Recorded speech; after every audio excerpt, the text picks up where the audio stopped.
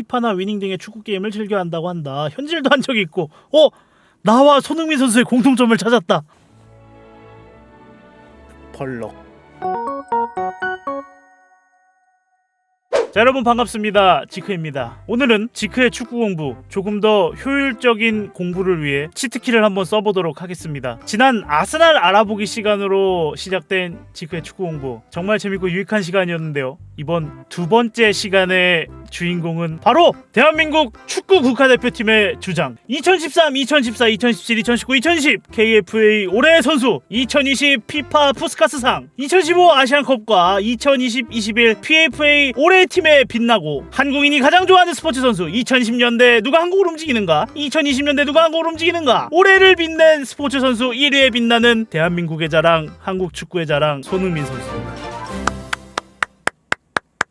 치트키 손흥민 선수에 대해서 알아보는 시간을 가지도록 하겠습니다.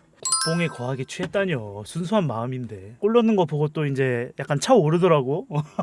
토트넘 하스퍼의 넘버 7 손흥민 선수입니다. 손흥민. 한국식 로마자 표기법에 익숙하지 않은 외국인들은 유 내지는 의로 발음을 한다. 그래서 흉민손이라고 발음하는 게 이런 이유였군요. 손흥민 키우기 할 때 아니 왜 흉민손이라고 하지?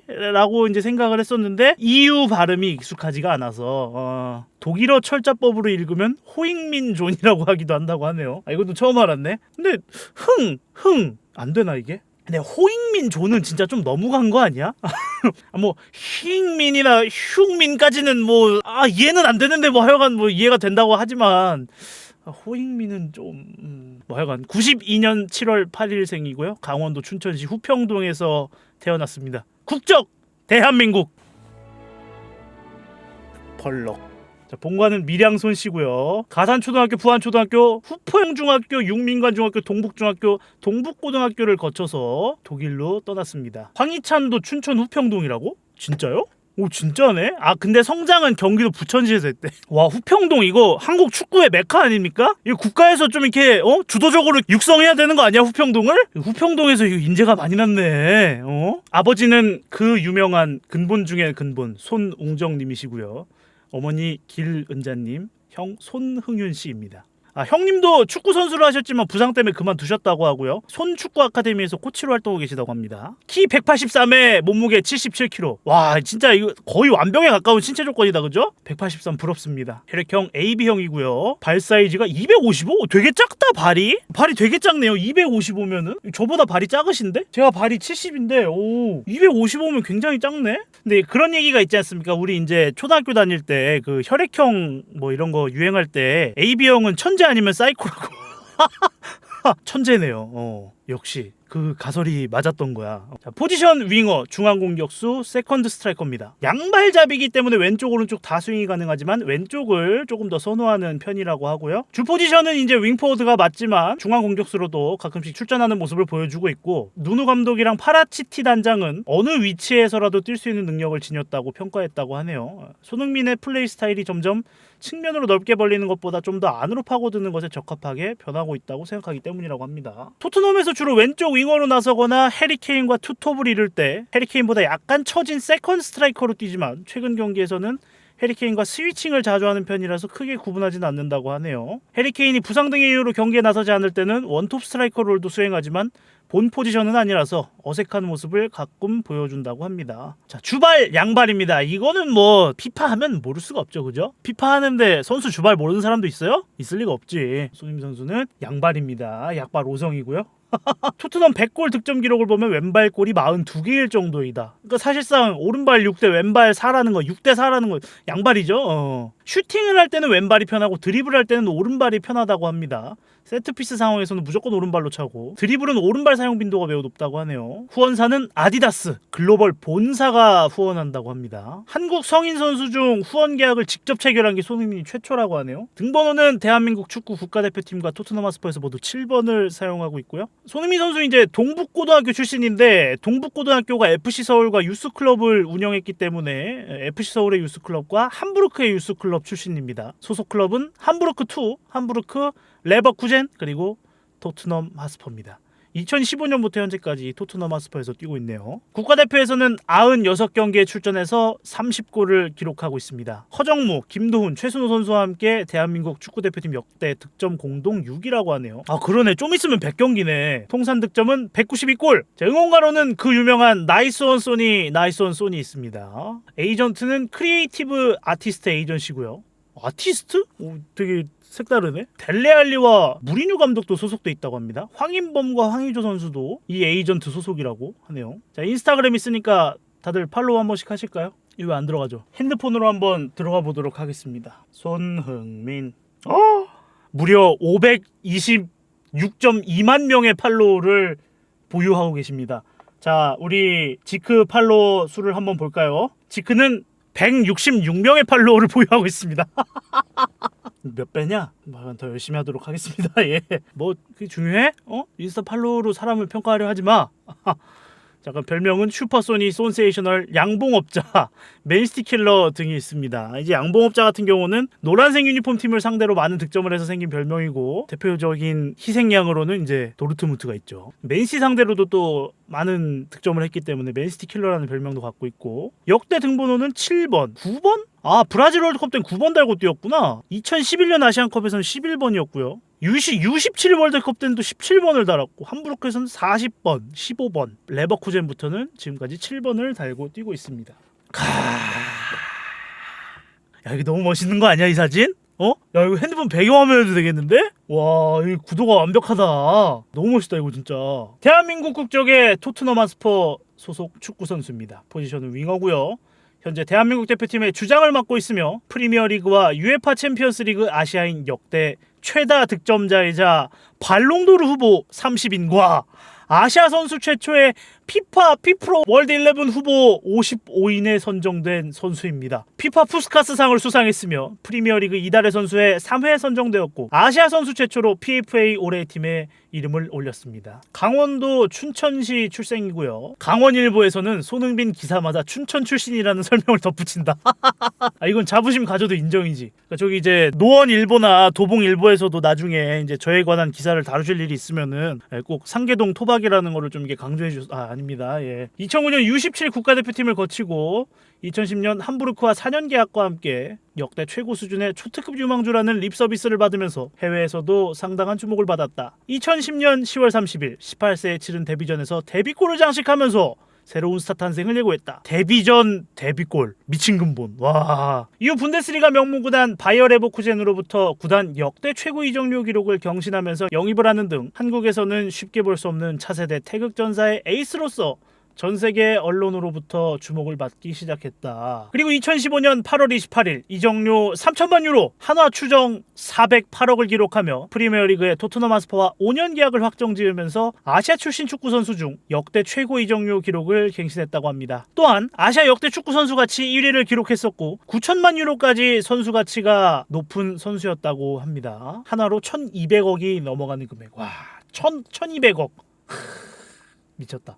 엄청난 활약으로 이른 나이에 국가대표팀에 뽑혀 18세 A매치 데뷔골을 터뜨렸으며 브라질 월드컵에서는 월드컵 데뷔골을 넣고 2015 호주 아시안컵에서 3골을 넣는 등 에이스로 활약하며 준우승까지 이끌었고 대회 베스트 11에 선정되었다. 또한 러시아 월드컵 멕시코전과 독일전에 연속골을 넣으며 2대회 만에 대한민국 선수 월드컵 공동 최다 득점 기록을 세웠습니다. 월드컵에 출전한 대한민국 국가대표 선수 중 2경기 연속으로 득점한 선수는 유상철과 손흥민 단 2명밖에 없다고 합니다. 야, 이것도 기록이다. 3골로 박지성 선수, 안정환 선수와 타이 기록입니다. 와. 이후 2018 자카르타 팔렘방 아시안게임 남자 축구 주장을 맡아 금메달을 이끌었으며 이 활약으로 A 대표팀에서도 주장으로 선임되었다. 특히 러시아 월드컵 독일전에 주장 완장을 차고 놓은 골과 아시안게임 금메달은 한국 축구의 새로운 부흥기가 되는데 큰 역할을 했으며 이 중심에는 손흥민이 있었고 KFA 올해 선수 5회 수상으로 최다 수상자의 이름을 올리고 있다. 하프라인 그 안에서 이렇게 그 가서 넣은 거,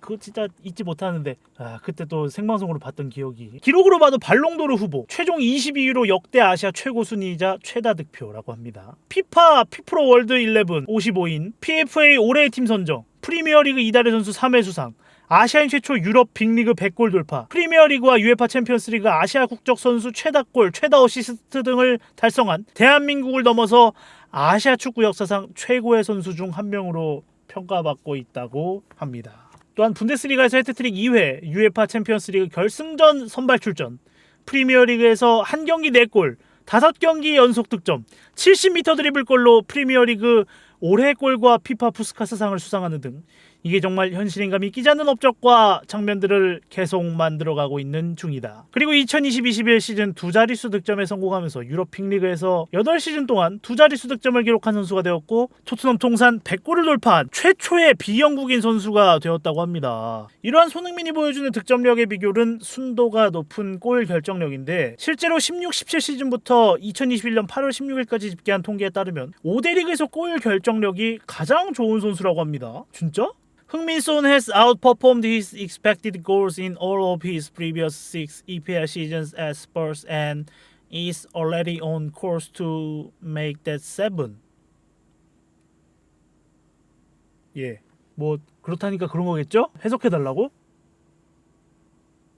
자, 또한 대부분의 선수들이 나이가 들어갈수록 특히 윙어의 경우는 전성기가 금방 지나가기 마련이지만 손흥민의 경우는 매해마다 자신의 기록을 경신해가면서 퇴보하기는커녕 오히려 더욱 발전하고 있다. 그로 인해 소속팀인 토트넘에서도 이미 레전드로 추앙받는 중이며 EPL이라는 세계 최고의 축구리그에서도 월드클래스로 인정받을 만큼 월드클래스 반열로 걸어가는 중이다. 세계적인 축구 게임 피파 22에서 아시아 역대 피파 오버롤 1위를 처음 달성한 것도 아니라 갱신했다고 합니다. 저번 짝에서는 오버롤 87이었는데요. 이것도 아시아 역대 오버롤 1위였는데 피파 22에서는 89를 받으면서 피파 오버롤 탑 22에 선정됐다고 합니다. 피파에서 네이마르 뒤라고 하네요. 왼쪽 윙에서. 실제로도 월티밋에서 지금 약간 선수들 카드가 많이 싸져가지고 손흥민 선수가 되게 가성비입니다. 저도 얼마 전까지 썼었어요. 양발에다가 빠르고 해가지고 되게 좋습니다. 가마차기 잘 들어가고. 대한민국에선 단순히 축구 선수가 아닌 대한민국 스포츠를 대표하는 스포츠 스타 중 한 명이다. 90년대 말 외환위기 시기 국민들의 희망이 되어준 박찬호, 박세리 이후 코로나 시기에 국민들에게 기쁨을 주고 있다. 2010년대 대한민국을 상징하는 스포츠 영웅 중 한 명이자 한국 축구의 아이콘 같은 존재로 자리매김했다. 올해를 빛낸 스포츠 선수에서 여러 번 1위를 독주 중이고요. 2018년부터는 60%를 넘어가는 압도적인 지지율로 1위를 차지하고 있다고 하네요. 손흥민이 어린 나이부터 현재까지 이러한 엄청난 위협을 보여줄 수 있었던 여러 이유 중 가장 핵심은 그의 아버지 손흥정의 교육의 모토와 같은 열린 교육이 있다. 현재 축구 아카데미를 운영하고 있는 손흥정은 젊어서 축구 선수로 활약했으나 안타깝게도 1994년 부상으로 인해 선수 생활을 일찍이 마감하게 되었는데 손흥정 씨가 1화 천마 창단 1호 득점자시라고요? 아 진짜? 그 계기로 스페인, 독일, 브라질 등을 돌아다니면서 그들의 유소년 축구를 접했다. 지도자 생활을 시작한 손흥정은 춘천FC를 창설했고 승리에 목숨을 거는 축구가 아닌 즐기는 축구를 모토로 자기 자식들을 가르치기 시작했다. 진람 근본이었네. 특히 차남 손흥민은 축구선수 지망생들이 가는 축구교실을 안 가고 아버지의 개인 교습을 받으면서 초등학교 시절부터 직접 개인기와 탄탄한 기본기를 차근차근 익혔다. 기본기를 다지기 위해 혹독한 훈련도 마다하지 않았다고 한다. 인터뷰에 따르면 공을 자유자재로 다룰 수 있을 때까지 패스나 여타 다른 기술들을 가르치지 않았다고 한다. 나는 측면 공격수로 뛰는 프로 선수였지만 선수 한 명 제낄 발기술이나 개인기가 전혀 없었다. 나 자신에게 굉장히 부끄럽고 후회가 됐다. 그렇게 흥민이에게는 기본적으로 공을 다룰 수 있을 때까지 기본기만 가르쳤다.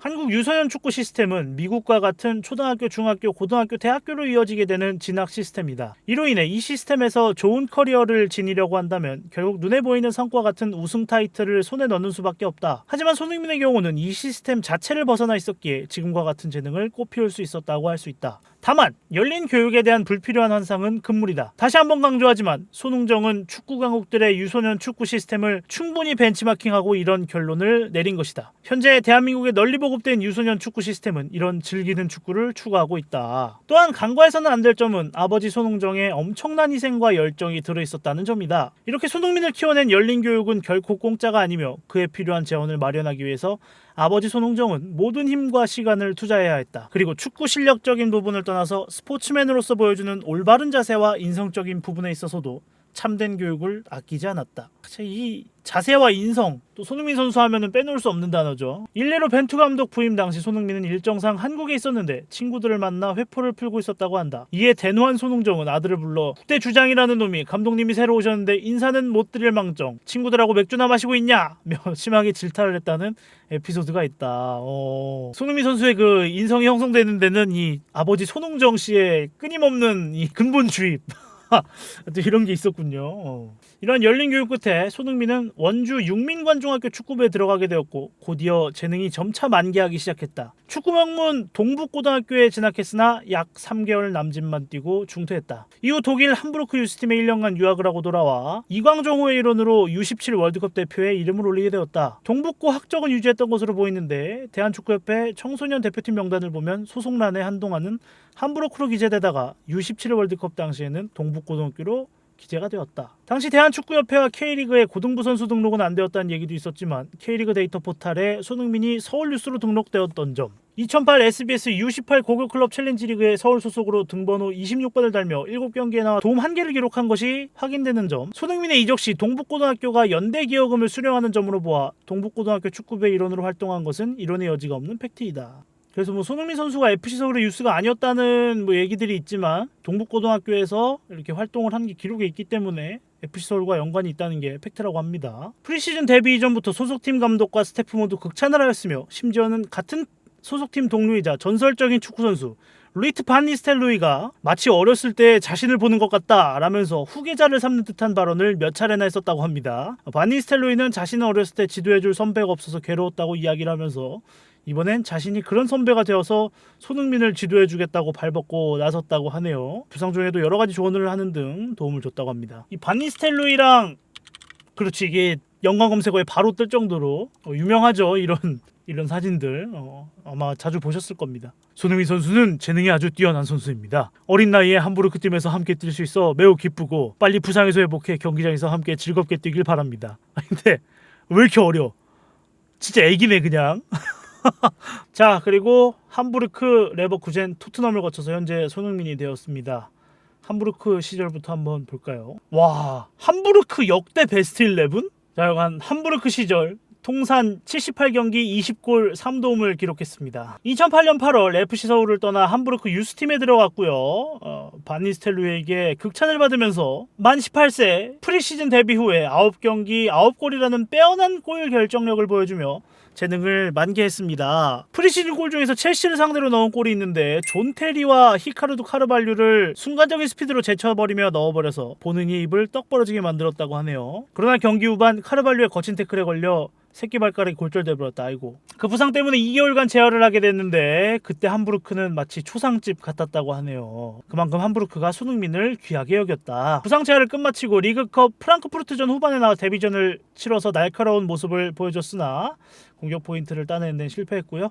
인상적인 모습을 보였다고 하네요. 부상 때문에 이제 컨디션이나 폼이 떨어졌을까봐 우려를 했지만 리그 데뷔 경기인 쾰른전에서 풀타임 선발로 나와서 전반전에 오프사이드 트랩을 뚫고 골키퍼를 재치키 벗겨내면서 멋지게 데뷔골을 장식했다고 합니다. 이게 이제 전설의 시작이라고 할 수가 있죠. 당시 함부르크 공식 홈페이지는 메시도 데뷔할 때 18세였다라든지 어쩌면 우리는 새로운 전설의 시작을 보고 있는 건지도 모르겠습니다 라는 반응을 보였다고 합니다. 손흥민은 이 골로 함부르크 역사상 최연소 득점 기록을 세웠다고 하네요. 그리고 2010년 11월 4일 마침내 성공적으로 소속팀 함부르크와 4년 재계약이라는 쾌거를 이뤄냈습니다. 재계약 이후 교체 출장이나 선발로 나오면서 얼굴 도장을 찍던 손흥민은 2010년 11월 21일 조광래 전 대한민국 축구 국가대표팀 감독이 직접 지켜보는 가운데 시즌 2, 3호 골을 터뜨렸다고 합니다. 이 멀티골은 분데스리가 사상 최연소 기록이라고 하네요. 야, 진짜 이 기록이 많네 손흥민 선수가. 10-11 시즌 분데스리가 전반기 최고의 데뷔로 공식 선정됐으며 함부르크 전반기 MVP 후보에 올랐다고 합니다. 이 활약으로 2011 아시안컵에 만 19세라는 나이로 발탁되었고요. 10-11 시즌에는 13경기 720분 출장에 3골로 데뷔 첫 시즌을 마쳤습니다. 11-12 시즌에는 등번호가 40번에서 15번으로 변경됐고요. 저번 프리시즌과는 비교가 안 될 정도의 골 폭풍을 몰아쳤다고 합니다. 6경기 15골을 1도움. 와, 미친. 진짜 잘했네. 그래서 붙은 별명이 프리날도에서 프리메시로 골 폭풍을 몰아치는 모습이 마치 호날두 메시와 같아요. 붙은 별명. 자, 여간 프리시즌에서 활약을 하면서 함부르크에서 손흥민의 입지는 그야말로 아이고 내 새끼 수준. 그러나 그렇게 잘 기대감을 많이 받다가 쾰른과의 홈경기에서 헤딩 경합 도중에 발목이 꺾이면서 6주 아웃을 받았고, 그러나 초인적인 회복 속도를 보여 2주 만에 교체 출전으로 복귀했다고 합니다. 그리고 프라이부르크전에서 코너킥 찬스에서 흘러나온 볼을 헤딩으로 마무리해 리그 3호 골을 만들었습니다. 경기력이 상당히 좋았고 맨 오브 더 매치에 선정되면서 소년가장이라고 설레발을 쳤지만 팀이 막장으로 흘러가고 본인도 부상 때문에 폼이 점점 하락했다고 합니다. 11-12 시즌에 팀이 잔류에 성공하고 손흥민 선수는 30경기 5골 1도움. 자, 12-13 시즌에는 등번호 40번으로 다시 돌아갔습니다. 그리고 이 시즌에 리그 12골 2도움을 올리며 분데스리가 첫 두 자릿수 득점을 기록했다고 합니다. 프리시즌 훈련 기간인 2012년 7월 13일 팀 동료와의 주먹 다짐이 화제가 되었다. 상대는 첼시에서 이적해온 세르비아 출신 슬로보단 라이코비치. 다행히 상대의 주먹을 피하고 쿵푸킥으로 반격했다고 한다. 아니 왜 쿵푸킥이야, 태권도킥이지. 다만 손흥민이 피할 때 괜히 뒤에 있던 톨가이 아슬란이 얻어맞았다고. 겨우굴하겠다. 일단 먼저 시비를 걸고 주먹을 날린 쪽이 라이코비치이기에 1군 엔트리 제외 및 1군 훈련 참가 불가의 징계를 받았고, 손흥민의 대응 역시 과격했기에 벌금 징계를 받았다고 합니다. 자, 3라운드 프랑크푸르트 원정에서 시즌 첫 골을 터뜨렸고요. 도르트문트와의 홈경기에서 2경기 연속골을 기록한 데 이어서 후반에 시즌 3번째 골을 기록하며 팀 내 득점 공동 2위로 올라섰고 팀의 첫 승에 기여했으며, 도르트문트가 리그 31경기 무패 중이었는데 함부르크가 가지고 있던 36경기 무패 행진 기록 경신을 막은 것이라서 더욱더 큰 주목을 받았다고 하네요. 초반에 좋은 활약을 펼쳤기 때문에 리버풀행 루머가 돌기도 했으나 일단 손흥민 측이 함부르크 잔류 의지를 보였고 구단 측도 겨울에 재계약에 들어가겠다고 밝혔다고 하네요. 그리고 분데스리가의 섹시한 솔로에 구자철과 함께 이게 뭔 이 뭐야, 이게 섹시한 솔로가 뭐야 도대체. 자, 여간 만 20살이라는 어린 나이에 두 자릿수 골을 기록하면서 많은 빅클럽들의 관심을 받게 되었고요. 독일에서는 손세이셔널이라는 별명을 얻게 되었다고 합니다. 아, 이게 이때 생긴 기록이군요, 손세이셔널이라는 말이. 그리고 이 시즌에 이제 분데스리가 10호골을 달성하면서 차범근 선수 이후로 정말 오랜만에 한국 선수가 분데스리가에서 10호골을 달성했다고 합니다. 12-13 시즌은 34경기 12골 2도움입니다. 약간 이렇게 좋은 활약이 있는 와중에 재계약이 지지부진한 모습을 보이다가 팀을 떠나는 게 아니냐는 말이 돌았고, 결국 토트넘, 도르트문트 등 여러 구단이 거론되는 와중에 레버쿠젠으로 5년 계약을 체결해서 떠나게 됩니다. 자, 레버쿠젠에서는 87경기 29골 10도움입니다. 그래서 레버쿠젠 역대 최고 이적료로 레버쿠젠으로 이적을 했고요. 등번호 7번을 받으면서 레버쿠젠이 그에게 걷는 기대가 얼마나 큰지 다시 한번 느끼게끔 해주었습니다. 레버쿠젠은 과거 7, 80년대 한국의 차범근이 활약하면서 맹활약을 했던 것을 기억하는 사람들도 있어서 현지 팬들의 큰 기대를 받고 있다. 와, 이거 그 옛날에 브라질 월드컵 때 그 SBS 다큐멘터리였나요? 차범근 선수랑 배성재 위원이랑 막 그 독일 저기 가가 현지에서 막 걸어다니는데 시장에서 막 다 알아봐. 차범근 아니냐고, 붕근차 아니냐고 막 그거 보면서 또 국뽕에 찼던 그런 적이 있는데, 인터뷰에서 레버쿠젠이 그를 영입하기 위해 한 노력에 감동했다고 말하며 독일 최고의 공격수 중 하나인 슈테판 키슬링과 함께 뛰게 되어서 매우 꿈만 같다고 밝혔다고 하네요. 프리시즌에는 3경기 3골을 기록했고요.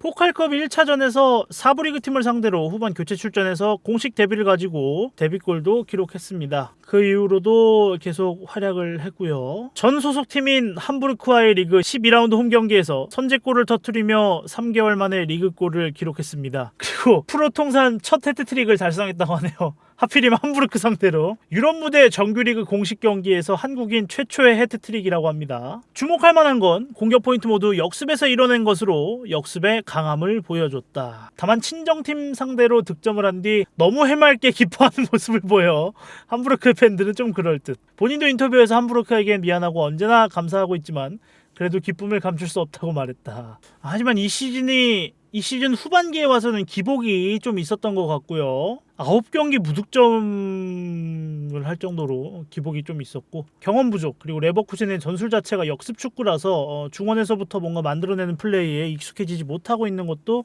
성장하는데 별로 좋지 못하다는 생각이 이때 있었던 것 같습니다. 자, 하여간 그래서 13-14 시즌에는 43경기 12골 7도움을 기록하면서 차범근 이후 레버쿠젠에서 뛴 한국 선수의 두 번째 두 자릿수 골입니다. 그리고 함부르크 시절에 이어서 두 시즌 연속으로 두 자릿수 골을 기록하였고요. 14-15 시즌 초반에는 챔피언스리그와 분데스리가 가릴 것 없이 골고루 활약하며 국내 팬들을 즐겁게 만들고 있었습니다. 여전히 기복이나 A매치 후유증에 시달린 모습을 보여주긴 했으나 예전 시즌에 비하면 많이 나아진 편이라고 하네요. 조별리그 2차전인 벤피카와의 홈경기에서 골을 넣으며 챔스 본선 최초의 골을 14-15 시즌에 기록했습니다.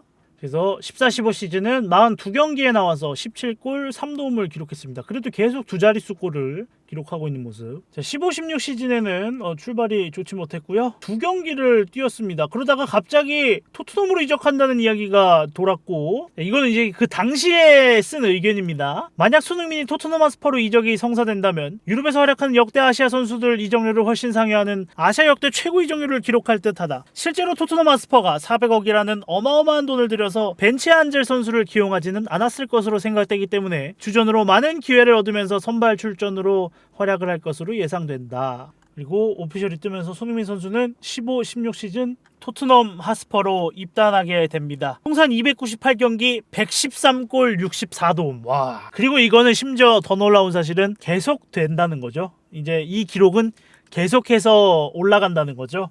현재 진행형이기 때문에. 이 사진 왜 이렇게 못 나왔어? 자, 그렇게 해서 15-16 시즌 토트넘에 입단을 했고요. 이적료 408억 5년 계약을 확정 지으면서 아시아 역대 최고 이적료 기록을 갱신했습니다. 손흥민은 이용표 이후 토트넘 하스퍼에서 두 번째 한국인 선수이자 EPL 전체에서는 13번째 한국인 선수입니다. 등번호는 7번이고요. 프리미어리그는 개인 압박이 상당히 타이트하며 심판들의 관대한 파울콜 때문에 몸싸움 강도가 분데스리가보다 훨씬 격렬해서 한국 기준으로도 경합 능력 좋은 편이 아닌 손흥민이 이를 감당해낼 수 있는가 라며 우려하는 사람들도 많았다고 합니다. 도르트문트에서 주전으로 맹활약하던 카가와 신지가 EPL의 특성에 적응하지 못하면서 벤치워머로 전락한 전례가 있었기 때문이죠.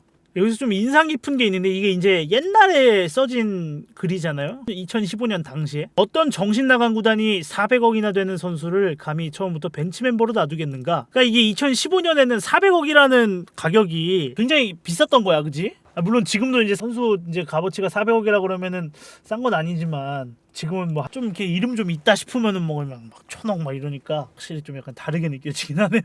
소운이라는 인상 깊은 성덕인지 영국에서의 별명이 뭐가 될지 궁금해하는 이들이 꽤 있다. 못할 때의 별명은 토트넘 최악의 먹튀 중 하나인 로베르토 솔다도에서 따온 손다도. 토트넘 공식 홈페이지에서는 소니라는 애칭으로 불리고 있다고 합니다. 그리고 실제로도 뭐 소니가 제일 가장 활발하죠. 실제로 손흥민의 이적설이 돌 때쯤 손흥민을 잘 모르던 한 토트넘 팬이 손날두라는 손흥민의 별명을 듣고 별명이 손다도만 아니라면 이라는 반응을 보이기도 했다. 자, 그래서 당시 연봉은 우리나라 돈으로 약 106억. 연봉 106억? 2015년 9월 13일 프리미어리그 5라운드 썬더랜드 원정에서 선발 출전하여 프리미어리그 첫 데뷔전을 가졌고요. 시즌이 끝나고 난 뒤 영국의 언론사 데일리메일에서는 손흥민의 시즌을 정리하면서 쓸만했다라는 평가를 내렸다고 합니다. 제법 긍정적인 평가였고요. 400억에 달하는 높은 이적료와 함께 뜨거운 관심을 받았지만 데뷔전 때부터 느꼈던 발통증을 선발 경쟁을 위해 무리하게 참고 뛴 탓에 부상이 크게 도져서 40일가량을 쉬고 복귀했고, 야, 한 달 넘게 쉬었네. 그 이후 로테이션 멤버로 전락했다. 그래도 출전 시간을 감안하면 나름 쏠쏠하게 활약했다고도 볼 수 있지만 부상 탓인지 전체적인 경기력 면에서 부진한 모습을 보였다. 15-16 시즌에는 40경기를 뛰었고 8골 6도움을 기록했습니다. 그리고 이제 이 시즌이 끝나고 볼프스부르크로 이적이 거의 확실시되다시피 했었는데 포체티노가 손흥민을 잔류하도록 설득시켰다고 하네요. 자, 그리고 16-17 시즌 손흥민 EPL 전성기에 신호탄으로 요약할 수 있습니다. 빅6 상대로 골을 많이 넣지는 못했지만 지적받는 문제점들을 보완하고 자신의 강점을 제대로 살리며 그간의 부상으로 인한 고생과 비난을 일축하고 팀 내 입지를 다진 시즌이라고 할 수 있다고 합니다. 토트넘 DESK 라인의 일원으로 불리기 시작했으며 델레알리, 에릭센, 손흥민, 케인이죠. 토트넘 또한 손흥민의 부활과 더불어 데스크 라인의 활약으로 리그 2위를 차지하는 등 여러모로 긍정적으로 평가할 수 있습니다. 아시아 선수 최초로 EPL 리그 골수 2자리를 기록하였으며 차범근의 빅리그 시즌 최다골인 19골을 넘어서는 21골을 기록하여 대한민국 축구사에 의미 있는 기록이 남겨진 시즌이기도 합니다. 그리고 이때 2017년 3월에 이제 컵대회 미럴전에서 해트트릭을 달성했고요. 세비야와 아틀레티코 마드리드, 인터밀란에서 러브콜을 보내면서 마음이 급해진 포체티노는 케인이 없는 동안은 소니 주전이라며 언플을 할 정도로 위상이 바뀌고 있습니다. 그렇게 해서 확고한 핵심 선수이자 주전으로 자리를 잡았고 EPL 4월의 선수상을 수상하면서 16, 17 시즌 통틀어 유일한 이 부문 2회 수상자가 되었습니다. FA컵에서 5경기 6골 1어시를 기록하면서 FA컵 득점왕도 차지했고요. 프리미어리그 파워랭킹 순위 13위로 마감. 한편 이영표의 예언으로 손흥민은 2-3년 이내 유럽 최고의 선수가 될 것이라는 발언이 재평가를 받고 있는 중이다. 손흥민이 21골을 넣기 전에 차범근 선수가 근데 요즘 손흥민 선수를 보면 이거 빨리 깨질 것 같다는 생각이 들어요. 이런 말 했다고. 또 그런 것도 있군요. 자, 하여간 손흥민 최고의 시즌이었고요. 올림픽 때문에 시즌 출발은 제대로 하지 못했지만 커리어 하이 시즌이었고 시즌 21골을 기록하면서 차범근이 가지고 있던 한국인 선수 유럽 1부 리그 시즌 득점 기록을 갱신했고 EPL 진출한 이후에 첫 번째로 해트트릭을 기록했고 또 리그에서 14골을 기록하면서 본인의 리그 득점 기록과 동시에 기성용이 가지고 있던 프리미어리거 리그 득점 기록을 갱신해버렸습니다. 또한 EPL에 진출해서 총 29골을 기록하면서 박지성이 가지고 있던 한국인 프리미어리거 통산골 기록인 27골도 2시즌 만에 갱신해버렸다. 그야말로 그냥 기록을 다 깨 부수고 다녔구만. 진짜 경신 또 경신. 이달의 선수상도 2개 받고 하면서 EPL 탑급 윙어로 인정받는 시즌이 되었다고 합니다. 영국의 텔레그래프에서도 EPL 공격수 랭킹 9위에 손흥민을 올려놓으며 그의 시즌 활약상을 확실하게 각인시켜줬다. 그리고 무엇보다도 지난 시즌에 있었던 부상과 부진을 완벽히 떨쳐내면서 토트넘에서 자리 잡는 모습을 보여줬다고 합니다. 자, 그래서 16, 17 시즌은 47경기 21골 7도움. 자, 17, 18 시즌입니다. 그 붕대하고 있었던 시즌이 17, 18 시즌이군요. 그래서 피파에서도 한동안 손흥민 선수가 항상 그 손에 이 붕대를 한 몇 년 동안 하고 있었던 17, 18 시즌에는 시작은 좋지 못했습니다. 챔스 조별리그에서는 첫 경기부터 득점포를 가동했지만 리그에서 골 가뭄을 계속 이어가면서 9라운드 리버풀전에서야 리그 첫 골을 기록했고요. 이 골을 기점으로 완전히 살아나서 도르트문트 원정과 크펠전에서 결승골을 기록하는 등 해결사로서의 면모를 보여주더니 12월과 1월에 득점 감각이 완전히 물이 올랐으며 매경기 공격 포인트를 기록하며 높은 평점을 받았습니다. 시즌 전체를 놓고 보면 큰 무대에서의 활약상이 좋아진 시즌이었다. 17-18 시즌은 53경기 18골 11도움입니다. 자, 그리고 18-19 시즌 토트넘 이적 후에 첫 시즌 부상 여파 등이 겹쳐서 아쉬운 모습을 많이 보여줬고 두 번째, 세 번째 시즌에는 EPL의 템포에 적응하고 팀 동료들과 합이 맞아 들어가며 팀의 주축이 되어갔습니다. 그러나 아직까지 어느 정도의 기복이나 볼터치 미스 등 기량적으로 아쉬운 부분이 존재하는 것도 사실이었는데요. 18-19 시즌을 기점으로 손흥민은 이전 시즌보다 눈에 띄게 성장했습니다. 일정 이상의 경기력을 유지하며 골을 넣지 못하더라도 기복이 많이 줄어들었고 드리블이나 패스, 시야 등 전반적인 기량 자체가 발전되었습니다. 이점을 기점으로 해외에서도 손흥민을 월클이라고 칭찬하는 일이 많아졌으며 국내 팬들 사이에서도 일명 월클 논쟁이 벌어지기 시작했다. 논쟁이 벌어지기 시작했다는 것 자체가 일단 어떻게 보면 긍정적인 거 아닌가. 어쨌든 팬들이 맞네 아니네 싸웠다는 얘기는 그럴 만한 근거가 있다는 거기 때문에 팀 공격의 주축을 넘어 케인과 함께 토트넘의 에이스라고 불리게 된 것이 이번 시즌부터였다. 월드컵과 리그, 아시안게임의 지옥같은 일정 속에서 폼이 급격하게 떨어지면서 10월까지 주전 경쟁에서 우위를 쉽게 점하지 못했으며 아시안게임 금메달로 병역 문제가 해결만 돼도 성공한 시즌이라고 보는 시각이 적지 않았다. 그리고 성공을 했죠. 11월 A매치 휴식 기간 이후 첼시전에서 원더골을 기점으로 반등하기 시작했고 엄청난 스탯을 쌓으면서 위협적인 선수가 되었습니다. 해외에서는 이때부터 PFA 올해의 선수상 후보 중 한 명으로 거론하기 시작했고 이런 활약을 인정받아 에당 하자르, 해리 케인, 피에르 오마베양 등 걸출한 선수들을 거치고 2019 런던 풋볼 어워즈 올해의 선수상을 수상하는 쾌거를 이루었습니다. 런던 풋볼 어워즈 올해의 선수상 이거 기억난다. 그리고 이제 화이트 하트레인을 떠나서 토트넘 하스퍼 스타디움, 그러니까 신구장으로 이사를 하고 나서 첫 번째 리그 경기에서 손흥민이 골을 기록하면서 새 홈구장의 역사적인 첫 프리미어리그 득점자가 되었을 뿐만 아니라 팀의 분위기를 반전시키는 데 성공했고요. 케인이 부상을 입은 상황 속에서 챔스 8강 1차전 맨시티와의 경기에서 결승골, 2차전에서는 멀티골을 기록하며 이게 그 레전드 경기 아니야, 그치? 맨시티랑 이거 한 거. 구단 역사상 첫 챔피언스리그 8강 득점, 토트넘 하스퍼 스타디움의 역사적인 챔피언스리그 1호 득점, 그리고 구단 역사상 최초로 챔스 4강 진출이라는 이런 역사적인 기록의 주역이 되면서 세계적인 주목을 받기 시작했습니다. 정확히는 챔피언스 리그로 명칭이 변경된 이후 최초라고 하네요. 그래서 챔스 결승까지 갔고 우승을 하지는 못했지만 토트넘 공격진 중에서 가장 좋은 활약을 하면서 토트넘 핫스퍼 올해 선수와 올해 골을 수상하는 영예를 안았습니다. 또 이런 활약으로 아시아인 중에서 최초로 피파 피프로 월드 11의 공격수 부문 14위로 15명 안에 들게 되었습니다. 그리고 한국인 중에서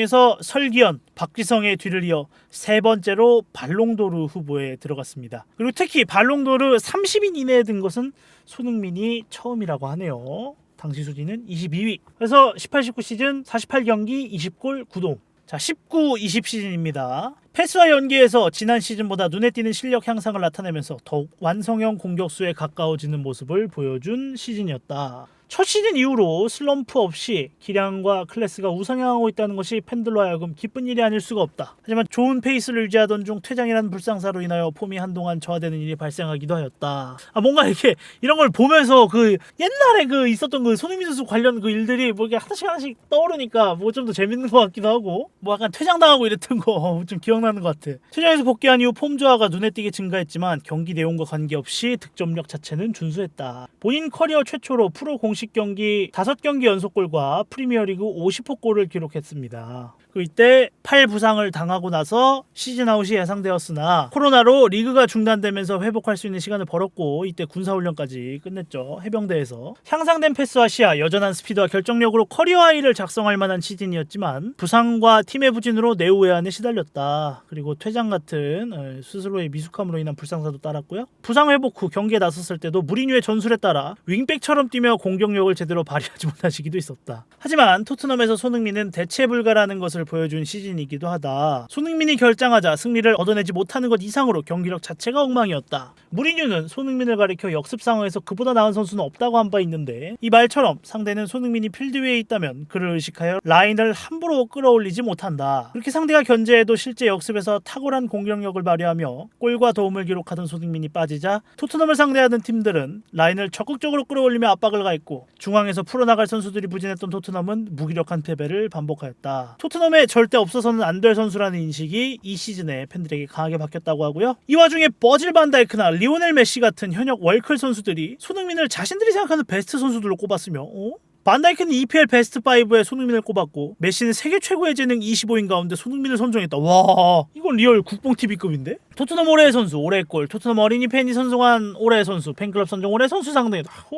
말하기도 입 아파 이제. 토트넘 역사상 최초로 2년 연속 4관왕에 올랐었고 시즌 종료 후 토트넘 레전드 선정 올해의 선수에도 선정되어 5관왕에 올랐습니다. 거기에 아시아인 최초로 EPL에서 10을 달성한 기록도 세웠습니다. 19-20 시즌에 5대 리그 선수 중 7번째, 프리미어리거 중 2번째 선수. 5대 리그에서 최초로 10을 기록한 아시아인은 카가와 신지라고 하네요. 그리고 이러한 발전과 활약을 바탕으로 피파 피프로 월드 11에 2년 연속 이름을 올렸습니다. 그리고 이때 토트넘이 챔스 진출에 실패하면서 손흥민이 이적을 하냐 마냐 뭐 이런 얘기가 많았는데 토트넘에 쭉 잔류한다면 진정한 레전드로 대우받을 수 있겠지만 토트넘이라는 클럽에서 더 다질 입지도 없고 손흥민 개인 커리어로 봤을 때 우승컵을 들기에도 부족한 게 사실이다. 그러나 여러 가지 요소들을 고려해보면 손흥민을 데려갈 만한 토트넘 이상의 클럽을 찾기도 힘들고 어떻게 됐든 19-20 시즌은 손흥민이 자신의 가치를 확실히 증명한 시즌이었습니다. 그리고 16라운드 벌리전 골이 PL 올해의 골로 선정되었고요. 이 골은 더 나아가서 푸스카스상까지 수상했습니다. 벌리전 골 다들 머릿속에 그려지시죠? 19-20 시즌에는 41경기 18골 12도움을 기록했습니다. 20-21 시즌입니다. 20-21 시즌 저번 시즌이죠. 본인의 리그 최다골 기록을 경신했고요. 지난 시즌에 이어 연속으로 10 달성, 프리미어리그 공격 포인트 3위, 벤제마 루카쿠와 함께 유럽 5대 리그 공격 포인트 9위, EPL 파워랭킹 4위를 달성했고 엄청난 활약에 힘입어 결국 아시아인 최초로 PFA 올해의 팀에도 선정됐습니다. 그러나 토트넘의 역대급으로 답이 없는 수비력과 경기력을 보여주며 무관의 한 해를 끊지 못한 불운의 한 해가 되었습니다. 팀의 순위가 수비 실책으로 인해서 쭉쭉 떨어지고 무리뉴까지 경질되면서 최악의 시즌이었고요. 대표팀 훈련에서 토트넘 풀백이 뭔지 보여줄게라는 가벼운 농담까지 던졌는데 이에 팬들의 반응은 하나같이 다 해탈했네. 해탈했네. 포체티노 시절에 손흥민은 체력 안배를 받으며 좋은 폼을 유지했지만 무리뉴 감독 휘하에선 리그에서 부상이 아니면 모두 선발 출장, 컵대회나 유로파리그에서도 약팀을 상대할 때도 계속 투입되며 호이비에르만큼은 아니더라도 지독한 혹사를 당했다. 이는 결국 시즌 막판 폼 저하로 이어지며 공격 포인트 생산력이 전반기에 비해 눈에 띄게 떨어진 데다가 토트넘 입단 후 단 한 번도 나간 적이 없는 햄스트링 부상을 2번씩이나 당하게 되는 결과로 남고 말았다. 51경기 22골 17도움입니다. 자, 그리고 이번 시즌입니다. 21-22 시즌이요. 자, 그래서 토트넘의 내부에서 여러 가지 잡음이 나오면서 이적설이 고개를 들고 있긴 했습니다만 강력하게 이적을 요구하던 해리 케인과 달리 이번 여름 이적 시장에 참 많은 일들이 있었네요. 생각해보니까 진짜 케인 이거는 진짜 레전드긴 했어, 그죠? 뭐 하여간 손흥민은 결국 토트넘에 잔류를 했고 남아봐야 우승 빼고 다 해본 비운의 토트넘 레전드로 남을 거 아니냐는 우려가 많다. 이건 근데 제 의견이 아닙니다, 여러분. 이게 여기 써있는 대로 읽는 거예요, 저는. 이번 시즌에 손흥민 선수는 토트넘과 4년 재계약을 체결했고요. 새 계약으로 주급 20만 파운드 약 3억 이상을 받을 전망이라고 합니다. 해리 케인과 함께 팀 내 최고 수준의 주급이고요. 주급 3억 개부럽다. 사실 손흥민은 팀 내 인기 스타이고 토트넘에서도 프랜차이즈 스타로 인정받았지만 해리 케인이라는 워낙 거대한 선수와 또한 자국 최고의 스타에 가려져 크게 띄어지지는 못했으나 지난 시즌 엄청난 활약과 또 케인과는 다른 이적 행보로 토트넘 팬들에게 엄청난 호평을 받는 중이다. 그렇게 해서 현재를 기준으로 2021-22 시즌 18경기 6골 2도움으로 시즌을 이어나가고 있습니다. 자, 국대 경력. 와, 이거 멋있다. 오, 멋있다 이거. 2008 U16 축구선수권 대회 청소년 대표, 2009 피파 U17 월드컵 청소년 대표, 리우 올림픽 때는 이제 와일드 카드로 손흥민이 승선을 했고요. 이때 이제 유명한 짤이죠. 16년도에는 별로 좋지 못했다. 경기 종료 후 또다시 울음을 터뜨리며 손울보로 돌아왔다. 패배 주범으로 낙인 찍히면서 국방부의 와일드 카드가 와일드카드로 많은 기대를 받았으나 찬스를 살리지 못하여 런던대의 박주영과 비교되면서 까이고 있다. 자, 그리고 2018 아시안 게임을 통해서 이제 이때 금메달을 따면서 병역 면제를 받았죠. 아시안 게임 와일드카드 3인방이었죠. 조현우 선수, 손흥민 선수, 황의조 선수. 아시안 게임 결승 전날에는 포체티노 감독이 응원과 함께 대한민국 대표팀의 우승을 기원하는 기자회견을 했고, 이때 결승전에서 연장 전반에 슈팅 타이밍을 잡으러 드리블하던 도중 갑자기 달려온 이승우가 기습적으로 공을 차 얼떨결에 어시스트를 정립하게 되었다. 경기 후 인터뷰에서 손흥민은 골 상황에 대해서 드리블하는 상황에서 이승우가 나와 하는 소리를 듣고 비키셨다고 합니다. 이거 개유명한 거잖아. 이거 이승우가 나와 하고 골 넣은 거. 하여간 이때 금메달을 따면서 팬들도 바랐지만 본인이 가장 절실히 바라던 병역 특례를 받게 되었다. 인터뷰에서도 병역 얘기보다 팀의 우승과 국민을 우선시했는데 이런 선수를 어찌 여론이 좋아하지 않겠는가? 자, 그리고 국가대표팀에는 함부르크에서 센세이션한 활약으로 2010년 12월에 A대표팀에 발탁이 됐고요. 우수한 스피드와 민첩성, 축구 센스에 기대를 걸고 조커로 활용되었다고 합니다. 이렇게 아시안컵에서 18세의 나이로 자신의 A매치 첫 번째 골을 신고했고요. 2013년 3월 카타르와의 브라질 월드컵 최종 예선에서 후반 30분경 교체 투입돼서 경기 종료 직전인 후반 51분에 이동국의 슛이 골대를 맞고 튀어나온 것을 골라인 코앞에서 살짝 밀어넣으며 극적인 결승골을 성공시켜 스타기지를 뽐냈습니다. 이 버저비터는 월드컵 아시아 지역 최종 예선 역사상 가장 늦은 시간에 터진 골이라고 하네요. 뭔 기록이 이렇게 많어, 손흥민 선수는? 자, 그리고 브라질 월드컵은 손흥민 선수의 첫 번째 월드컵이었습니다만 다들 아시다시피 결과는 썩 좋지 못했고요. 만 22세 조별리그 첫 경기에서 MOM으로 선정되며 활약을 인정받았다. 다만 첫 월드컵 출전이라는 압박감 때문인지 계속 허슈팅을 날리는 실수를 범하기도 했지만 활발하게 뛰며 투지 있는 좋은 모습을 보여주었다. 긴장에 한 실수를 제외하면 빠른 역습 전개와 토템화 되어버린 박주영의 자리를 대신해 계속해서 골문을 노렸기 때문에 기대를 모았고, 월드컵 데뷔골을 넣은 알제리전에서 원맨쇼에 가까운 활약을 보여주며 외신에서도 홀로 빛났다는 평가를 받는 등 최고 평점을 받았습니다. 하지만 결과를 뒤집기에는 좀 무리였고요. 손흥민 선수가 경기가 끝나고 주저앉아서 눈물을 흘리고 알제리 선수들과 다른 선수들이 이를 달래주는 모습이 카메라에 잡혀서 축구 팬들의 마음을 짠하게 했습니다. 그리고 이제 벨기에전에서도 지면서 월드컵이 막을 내리고 손흥민 선수랑 다른 선수들이 슬퍼하는 와중에 이게 악말 편집이라고 하네. 장면이 좀 절묘하게 나온 데다 너무 환하게 웃고 있어서 그런 거지 이게 막 웃었던 건 아니라고 하네요. 보통 경기에서 패배하면 고참이나 벤치 선수들이 기운을 북돋아주기 위해 웃으면서 얘기하는 경우가 많고 위로하던 와중에 좀 절묘하게 사진 찍겠다고 근데 이걸로 욕을 얼마나 먹었는데 박주현 선수가 인천국제공항에 귀국했을 때 분노한 축구 팬들이 엿을 던지며 항의하자 엿 하나를 줍고는 이 엿 먹어야 되나요? 라는 자조 섞인 말을 던지기도 했다. 그때 포털 3사 네티즌들의 댓글 반응이 너랑 승규는 안 먹어도 된단다 라면서 위로를 받았다고 합니다. 박주영은 엿 먹방 중이래. 슈틸리케 감독이 부임한 이후에도 손흥민 선수는 엄청 중용되었고요. 대표팀에서 가장 압도적인 공격 능력을 선보였습니다. 라오스와의 월드컵 2차 예선 홈경기에서 해트트릭을 기록했고 와, 이 아시안컵 이 장면 아직도 기억난다. 8강 우즈베키스탄전에서 120분 풀타임을 뛰었고요. 연장 전반 13분 김진수의 패스를 받아 헤딩골을, 연장 후반 14분 차두리의 폭풍 같은 드리블에 의한 절묘한 패스를 받아 왼발로 우즈벡의 골망을 흔들어 멀티골을 기록하였다. IT전 이후 2년 만에 나온 손흥민의 멀티골이었다. 결승전에 이거 기성용의 패스를 받아서 골을 넣고 광고판 넘어가가지고 그 관중석 앞에 가가지고 이 세레모니 한 거 이거 기억납니다. 이거 이때 A매치 40경기 10호골, 대한민국 아시안컵 통합 100호골의 주인공이 되었습니다만 준우승이 그치게 되었고 이거 참 이런 기록을 잘 주워먹네 손흥민 선수가. 근데 사실 뭐 통합 100호골 이런 거는 혼자 달성할 수 있는 기록은 절대 아닙니다만 유독 손흥민 선수가 이런 걸 좀 잘 이렇게 쏙쏙 잘 주워먹어. 그리고 이제 신태용 감독이 부임을 했고요. 러시아 월드컵 멕시코전에서 중거리 슛으로 골을 터뜨렸고 초반에 팀 전체가 좋은 모습을 보여주었으나 장현수 핸들링 다들 기억하시죠 그거? 손흥민 문서의 플레이 스타일에도 언급된 장단점이 극명하게 나타나고 있는데 본인의 스피드와 양발 슛 능력은 확실히 EPL 탑 클래스임을 입증했으나 단점으로 지적받던 공 없는 상황에서의 아쉬운 움직임, 좁은 시야 등 또한 남아있다. 또한 본인이 해결해야만 한다는 강박관념이 강하게 있는 것처럼 대다수 찬스에서 동료를 믿지 못하고 본인이 해결하려 무리한 돌파가 잦다. 독일전에서는 기성용의 부상으로 인해 대신 주장 완장을 차고 나왔습니다. 체력이 고갈된 후반 추가 시간 하프라인에서부터 50m를 전력 질주하여 텅 비어있는 골대 차넣으면서 2대0을 만드는 이 골도 이제 아마 축구팬들 머릿속에 각인돼 있을 텐데요. 이때 이번 월드컵에서만 2골을 넣으며 본인의 진가를 입증했고요. 월드컵 통산 6경기 3골을 넣으면서 단 2대회 만에 월드컵 득점 횟수 공동 1위에 올랐다고 합니다. 아까 봤듯이 박지성 선수, 안정환 선수와 타이 기록. 자, 어쨌든 이때 독일전이 끝나고 BBC가 선정한 월드컵 조별리그 베스트 11에 조현우 선수와 함께 이름을 올렸고요. 러시아 월드컵은 16강에 성공하진 못했습니다만 그래도 아직까지 우리의 기억 속에 남아있죠. 독일전 때문인지.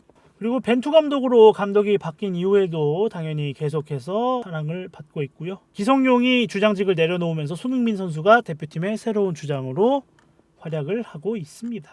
주 포지션은 좌측 윙어이며 중앙으로 이동해 연계하거나 직접 슈팅을 가져가는 플레이를 선호한다. EPL 이적 이후에 오프더볼 움직임으로 슈팅 찬스를 만드는 성향으로 바꾸면서 2021년 현재는 EPL을 대표하는 탑급 윙어로 자리매김했습니다. 손흥민의 주된 장점은 크게 4가지이다. 수비 뒷공간을 파고들 수 있는 폭발적인 가속도, 빠른 고속도를 바탕으로 한 훌륭한 공간 침투 능력, 양발을 활용한 강력하고 정교한 슈팅, 상대 키퍼와의 1대1 상황에서의 침착하고 정확한 마무리, 한 박자 빠른 타이밍에 오프사이드 라인을 깨고 득점하는 라인 브레이킹에 매우 능하며 이러한 오프더볼 능력은 속공 상황에서 더욱 빛을 발한다. 그리고 기습적인 중거리 슈팅에도 능해 공간을 내주지 않아도 충분히 위협적이다. 하지만 흔한 골게터들과는 달리 매우 이타적인 성향의 선수로 감독이 특별히 전진 배치하지 않는 한 평소 수비 가담에 적극적이고 직접 슈팅을 해볼 만한 상황에서 동료가 더 나은 위치에 있으면 주저하지 않고 패스하는 등 연계 능력도 상당한 수준이다. 최대 순간 속력이 시속 35km. 손흥민 선수는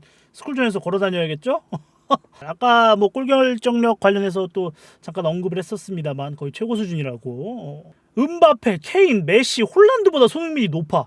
183에 77kg의 좋은 피지컬을 보유했지만 몸싸움은 거의 안 한다. 2017년 월드컵 최종에선 카타르전에서의 부상 때문에 경합을 피하는 것으로 추정하고 있다고 합니다. 최전방 공격수로서 전방에서 싸워주는 역할에는 약간 무리가 있고요. 수비수와 경합, 등지고 돌아서는 플레이, 스크린 플레이 같은 몸싸움을 못하기 때문에 측면 포처 역할, 혹은 고전적인 빅앤스몰 투톱의 스몰 역할에 적합하다고 합니다. 이런 유형의 선수로는 티에리 앙리가 대표적이고 오바메양이 손흥민과 같은 포처 스타일의 공격수이다. 로멜루 루카쿠도 비슷하다고 볼 수 있다. 팀 내에는 해리 케인이라는 세계 최고의 육각형 스트라이커가 있고 국가대표팀에서도 움직임이 뛰어난 황의조가 있어 평소에는 이런 점이 부각되지 않지만 이렇게 전방에서 싸워주며 손흥민의 공간을 만들어주는 유형의 선수가 없으면 파괴력이 상당히 감소한다고 합니다. 턴오버 발생 시 역습을 위해 속공하는 상대팀 공격수에게 빠르게 달라붙어 파울로 끊어내거나 공을 가로채는 등 적극적으로 수비를 가담해주는 것도 장점 중 하나고요. 단점으로는 상대의 거친 플레이 등으로 인해 욱하는 면이 있다고 합니다. 이런 보복성 플레이와 돌출 행동 때문에 퇴장을 3번이나 당했고요. 경고 누적 퇴장도 있고 이 부분은 상대가 고의로 이용하기 좋은 요소이기 때문에 본인이 침착하게 대처할 필요가 있다고 합니다.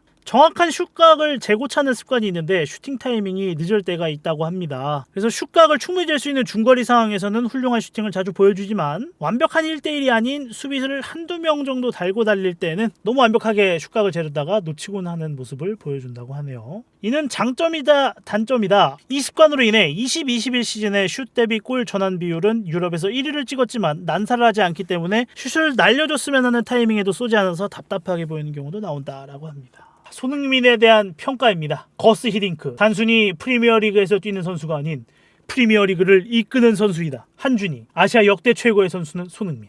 아직 현역 선수이긴 하지만 지금까지 달성한 업적만으로도 아시아 역대 최고의 축구 선수이자 프리미어리그 최고의 윙어 중 한 명입니다. 개인 퍼포먼스와 스탯 등은 역대 최고라고 평가받지만 우승 커리어가 아직까지 없다는 게 유일한 단점이라고 볼 수 있고요. 그걸 감안하더라도 아시아에서 압도적인 개인 커리어, 전성기의 고점, 누적, 꾸준함, 리그에서의 위상 등 모든 것을 고려해보면 다른 아시아 선수들과 비교했을 때 압도적이기 때문에 역대 아시아 최고의 선수 중 한 명이라는 평가에는 이견의 여지가 없습니다. 우리가 아까 계속 입이 아프도록 얘기했던 그런 기록들이 쭉쭉 나와 있고요. 현역 아시아 선수들 중 독보적이자 역대 최고 수준으로 평가받고 있습니다. 한준희 해설위원은 차범근을 제치고 손흥민을 아시아 역대 넘버원으로 뽑았고요. 손흥민은 아직 현역이기 때문에 이 평가가 더 올라갈 가능성도 있다는 거. 5대 리그에서 골 결정력이 가장 높은 선수고요. 피파 22에서 오버롤 89를 기록했습니다. 공식적인 수상은 아니지만 손흥민을 해외에서 어떻게 평가하는지 단편적으로 알 수 있는 대목이라고 합니다. 18-19 시즌 챔스 준우승, 2015 아시안컵 준우승, 2018 아시안게임 금메달의 기록을 가지고 있습니다. 개인 수상으로는 뭘 이렇게 많어. 제일 큰 건 일단 발롱도르 22위, 피프로 월드 베스트 11 후보, 그다음에 푸스카스상, PFA 올해의 팀, 프리미어리그 이달의 선수, 프리미어리그 올해의 골, 기타 등등. 뭐 이렇게 많아?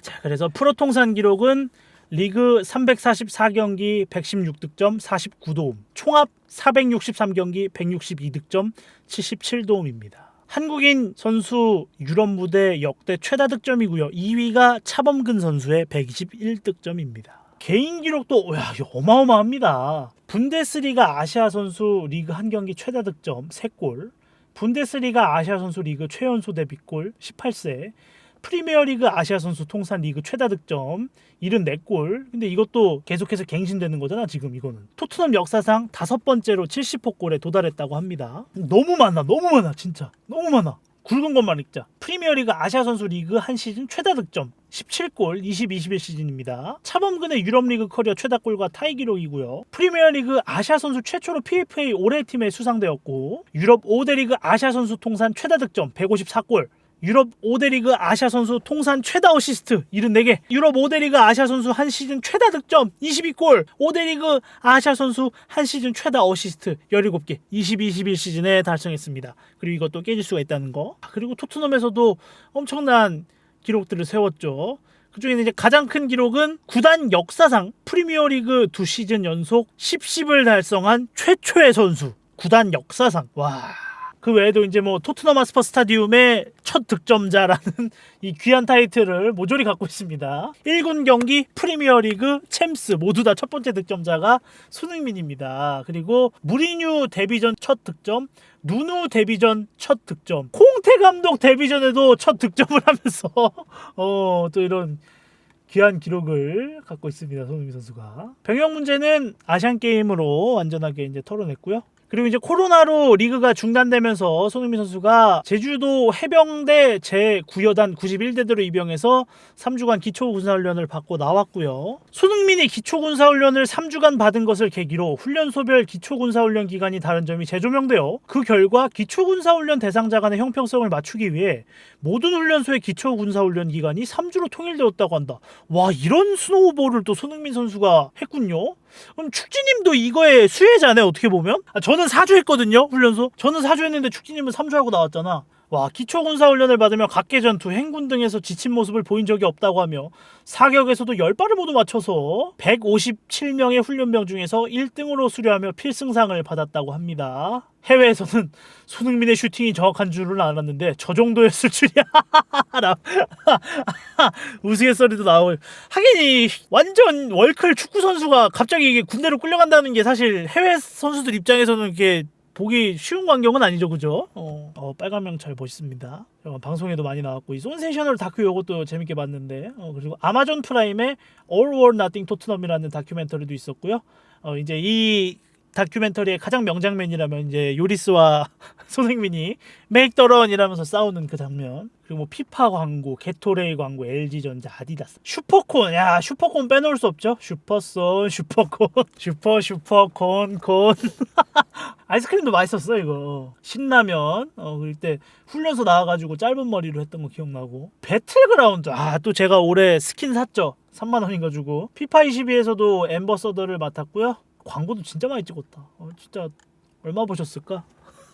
손흥민이 한국 광고계에서 차지하는 위상은 다음과 같다. 기업 100곳이 가장 선호하는 광고 모델에서 1위를 차지했다고 합니다. 백종원과 박보검이 브랜드 평판 2, 3위인데요. 이 둘의 브랜드 평판 지수를 합쳐도 손흥민보다 적을 만큼 압도적인 1위라고 합니다. 2019년 기준으로 손흥민의 국내 광고 모델료는 12억에서 13억으로 와, 최고 몸값이라고 합니다. 자, 손흥민의 별명 중에서 가장 대표적인 것으로 이제 옐로우 킬러, 양봉업자라는 별명이 있는데요. 노란색이 상징인 도르트문트에 매우 강하기 때문에 그런 별명이 있습니다. 도르트문트의 상징 중 하나가 꿀벌이기 때문에 또 양봉업자라는 별명이 붙여졌고요. 도르트문트랑 유니폼 색이 비슷한 와포드에게도 강한 면모를 보여주고 있고, 와포드의 마스코트도 말벌이래.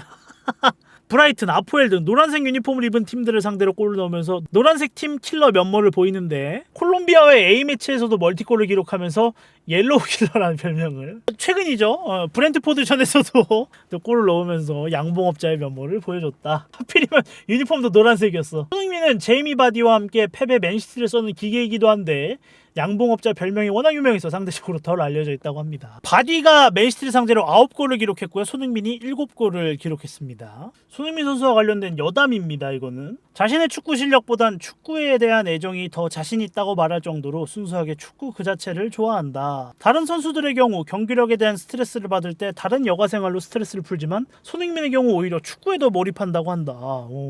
그리고 아버지의 강력한 근본주의부로 인해서 어린 나이부터 사회생활 스킵이 말렙. 인터뷰 스킬도 굉장히 모범적이고요. 사생활 관리가 대단히 철저하고 아버지인 손흥정 씨의 뜻에 따라 축구에 온전하게 집중하고 싶어서 결혼도 은퇴후로 미룰 정도. 눈물도 많이 보여주고, 과거나 미래의 미련을 갖지 않고 지금의 상황에 충실히 임하고자 하는 자세를 손흥민이 몇 년 전부터 지금까지 변함없이 유지하고 있었고, 이 때문에 무리뉴가 손흥민을 매우 좋아했다고 합니다. 그리고 차두리 선수를 삼촌이라고 부른다고 하네요. 이거 되게 의외네. 다른 선수들과의 불화설이 거의 없고 호날두를 엄청 좋아한다고 합니다. 예전부터 맨유 팬이었고 등번호도 호날두와 같은 7번을 선호한다. 호날두 대 메시에서 호날두를 선택했다. 나가놀기보다는 집에서 노는 것을 더 좋아하는 집돌이며 피파나 위닝 등의 축구 게임을 즐겨한다고 한다. 현질도 한 적이 있고, 나와 손흥민 선수의 공통점을 찾았다. 피파 현질? 최근에는 롤을 주로 플레이한다고 하네요. 여담으로 델리 알리가 콜 오브 듀티를 하자며 조르고 있다고 한다고. 포트나이트도 좀 하지 않았었나? 그때 뭐 본 것 같은데. 아시안게임 당시에는 이승우 선수가 손흥민은 쉬는 시간에 배그를 자주 즐긴다고 말했었고요. 어릴 때부터 자동차에 관심이 많아서 현재는 아우디 R, 뭐라고 읽어요 이거는? R8? 와우씨 개멋있다. 마세라티 르반떼, 와 레인지로버, 페라리 458 이탈리아. 근데 빨간색은 아니래. 빨간색은 토트넘이 제일 적대하는 팀인 아스날의 상징색이기 때문. 어렸을 때 독일어를 배우기 위해서 네모 바지 스폰지밥 독일어판을 애청했다고 하고요. 민초파네 손흥민 선수는. 그리고 팥대 슈크림 붕어빵에서는 팥을 골랐다고 합니다. 본인은 먹어야 되는 상황이 오면 먹는 수준이라며 민초단이 아니라고 부정하였다. 박서준 씨와도 인연이 있고 실제로 박서준 씨는 캡틴 마블이었나? 그거 촬영이 있어가지고 영국에 갔던 차에 또 이제 손흥민 선수 경기를 직관하러 가기도 했었고 그때 또 잡히기도 했었죠 카메라에. 깜짝 놀랐는데. 축구 게임에서의 평가 이거 못 참지.